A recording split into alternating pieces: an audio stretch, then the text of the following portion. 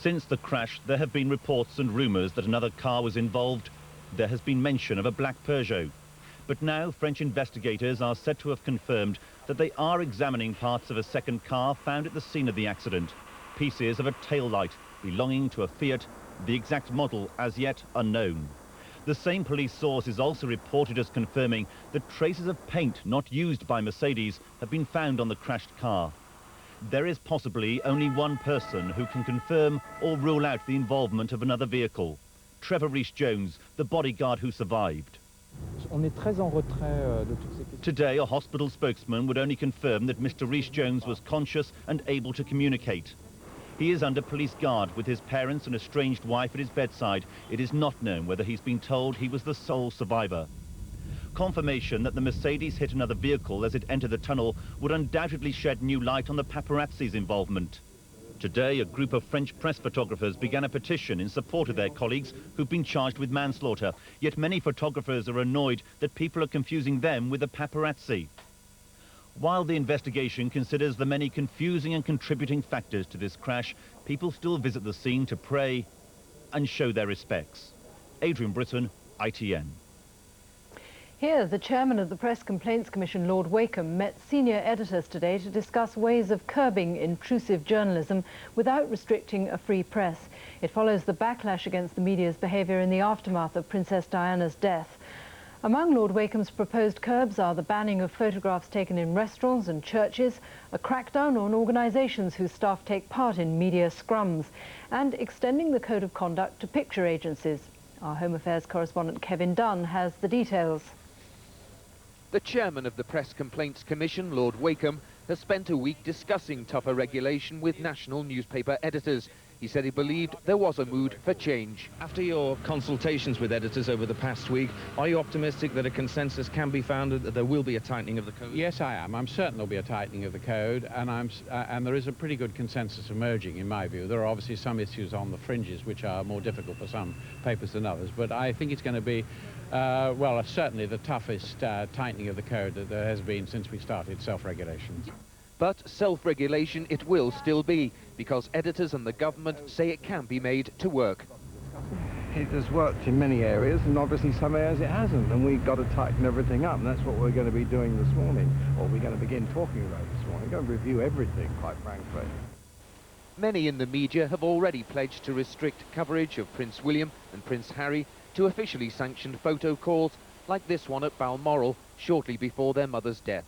There have been calls for their privacy to be respected until they're grown up, a view shared by Earl Spencer, who today sent a personal message to the meeting of editors.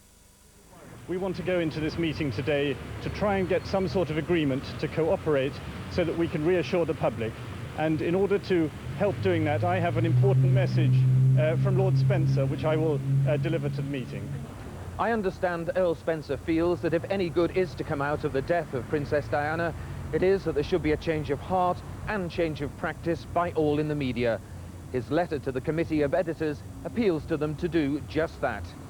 Kevin Dunn, ITN, at the Newspaper Society. Unemployment fell again last month to its lowest level for 17 years. The number of people out of work and claiming benefit was just under 1.5 million, down 48,600 on the previous month. It was the 18th monthly fall in a row. Coming up in the programme, the latest on the British attempt to smash the world land speed record. And why the Bank of England is running out of pennies. But first, the father of 2 young children with a rare and fatal disease has been explaining today why he's decided to refuse any more treatment for them. Barry Daniels says his son Rhys and daughter Charlie have already endured enough pain in the fight to keep them alive. They're suffering from Batten's disease, which can't be cured unless it's caught in the early stages. Neil Connery reports. Comforting him as best they can, Rhys Daniels' father Barry and mother Carmen have made the hardest decision any parent can ever face. They've told doctors not to resuscitate him and his sister Charlie if either suffers a major relapse. Rhys's other sister Bliss looks on as her 6-year-old blind brother fights a losing battle against Batten's disease. Rhys was the first child in the world to have 2 bone marrow transplants to try to beat the disease. You feel angry, sad, tearful, heartbroken because you don't want your child to go through that anymore. And We've been through the hospital routine where they've tubes stuck here, there and everywhere, and trying to bring the children back to... We don't want that. We want the children with us and caring for them as much as we possibly can and giving them the best, and not putting them through any evasive treatment that's not going to do any good at the end of the day. Batten's disease is a metabolic disorder which kills most sufferers by the age of 10. Now they've made their decision, Barry and Carmen want their children to enjoy what time they have left together as much as a family. Neil Connery, ITN. Rival British and American teams are building up to the final battle for the world land speed record in the Nevada desert. Earlier this week, Britain's thrust SSC came close to breaking the existing record. Now the US car has begun its trials. Terry Lloyd reports from Nevada. It's got to go away from you, Mac, up toward the mountains. In Nevada's Black Rock Desert, race officials are marking out the track. The last time they did it, 14 years ago, Britain's Richard Noble became the fastest man on Earth. His record speed, 633 miles an hour, stands today. But the Americans want the title back, and they're lined up for a desert duel which could see speeds go supersonic. Craig Breedlove, 3 times world record holder, is back behind the wheel of his car, Spirit of America. He's struggling, though, to push past 343 miles an hour. The car last year, you know, got up to 675 in minimum afterburner, so the potential is here, and it's just a matter of sorting, you know, through all of the glitches. As you guys have learned by now, I mean, it's a myriad of systems, I mean, and they all have to work in perfect synergy to get the darn thing to run right. Across the sand, Richard Noble's team is almost ready to break new ground. So, disappointment for Craig Breedlove, but here inside the heart of the British camp, quiet optimism and confidence as engineers and mechanics prepare Thrust SSC for its attempt to set a new world land speed record. Last-minute modifications are being made to ensure the British supercar does not lift off as it rapidly heads towards the sound barrier. Jet pilot Andy Green, who'll be driving the car, believes he's in for a record-breaking few days.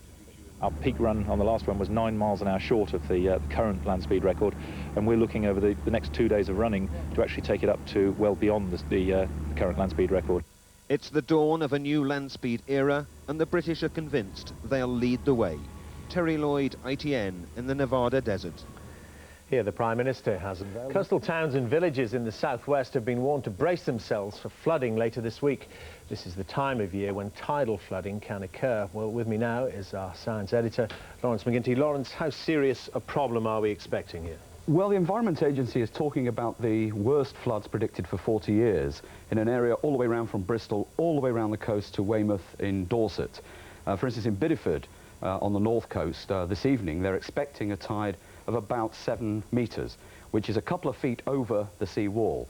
But so far it's the lowest level of warning. It's only a yellow warning, which is for floods in fields, but not really yet affecting property. It really all depends on the weather. If the weather brews up in the channel and drives the high tides in, then it could be serious. So the weather's one of the factors. What are the other ones that could make it the worst for 40 years? Well, it's actually all to do with the way that the solar system works. I mean, most people know that tides are higher in the spring and the autumn because that's when the moon's gravity is greatest and pulls the waters around.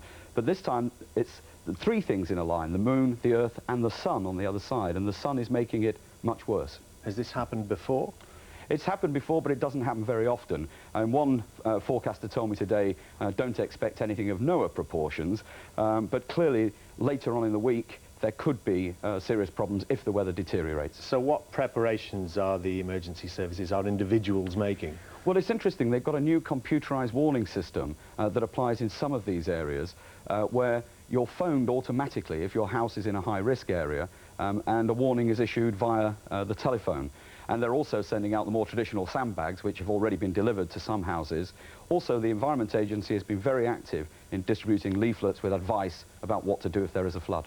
And Lawrence, there seem to have been a lot of floods around this year. One thinks of the floods in Germany, of course, Germany and Poland.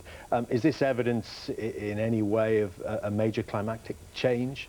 I think that's almost impossible to say. I mean, nowadays, every time we get some severe weather, we're always asking ourselves that question. Indeed, the scientists are too. But it's so difficult to disentangle long-term effects. You can only really look at things like global warming on a scale of decades, even centuries. And little blips like this don't really tell you one way or the other. So too early yet. Lawrence, thanks very much indeed. A nationwide treasure hunt has been launched today for Britain's lost one-penny coins. The Royal Mint estimates some £20 million worth are missing, and that's about a third of its output. Now, piggy bank hoarders, charity collectors and owners of deep-backed sofas are being urged to put their pennies back into circulation. Our economics editor Mark Webster reports. Pennies don't come from heaven, they come from the Royal Mint. And having minted 7,000 million of them, that should be plenty to meet public demand. Yet because more than a third of them are sitting in jam jars, piggy banks and shoeboxes, there aren't enough in circulation. Well, the pennies are a flipping nuisance. I always keep them in a box to one side, you know. Put them in a jar and try and get rid of them on the bus or any way possible. Well, I usually go in Oxfam looking for some cheap gear, and if I've got any pennies, I'll put it in the box. Because retailers frequently price their goods a penny short of a full pound, there's a huge demand for the humble copper-plated steel coins whose ancestors have been in circulation since Anglo-Saxon times. You might think that a mere penny's of little use, but you'd be wrong. You could still, for instance, buy some single sweets like the penny chew, give one for the guy around November the 5th, give one for someone's thoughts, but should you wish to spend a penny, lose cost 10p or more. But if the pennies dropped, a better idea would be to hand them in at post office, where they'll go to a charity appeal for Save the Children. Mark Webster, ITN. And staying with